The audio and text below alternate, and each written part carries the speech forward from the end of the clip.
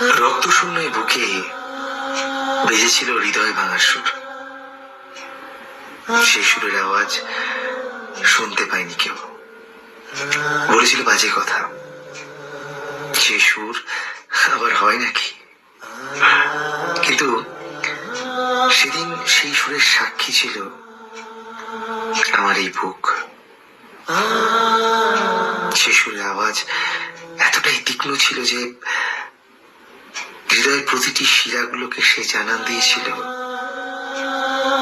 রক্ত থাকলে তোর সারা শরীর ভিজিয়ে দিতাম এক অবিশ্রাম বর্ষার ধারায়। শুধু আমি শুনতে পেয়েছিলাম সেই নিষ্ঠুর চাওয়া। আমি অনুভব করেছিলাম তার মারুণ অট্টহাসি।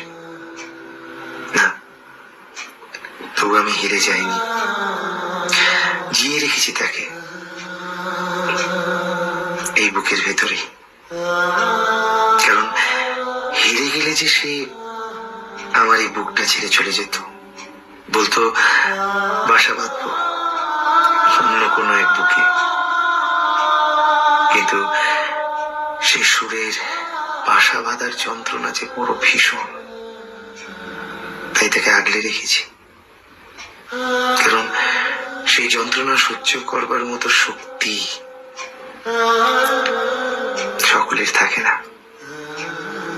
এখন সে সুর আমার নিত্য সঙ্গী। না, সে এখন আর আমায় যন্ত্রণা দেয় না। সে সুরে আজ যন্ত্রণার বদলে বাজে একাকিত্বের ধারা, যা আজ আমার বড় প্রিয়। একাকিত্বই তো জীবনকে বাঁচতে শেখায় নিজের করে। নিজেকে নিয়ে বাঁচার ভাগ্য কি সবার হয়? তাই রক্ত শূন্য বুকে আজও বেজে চলেছে হৃদয় ভাঙার সুর।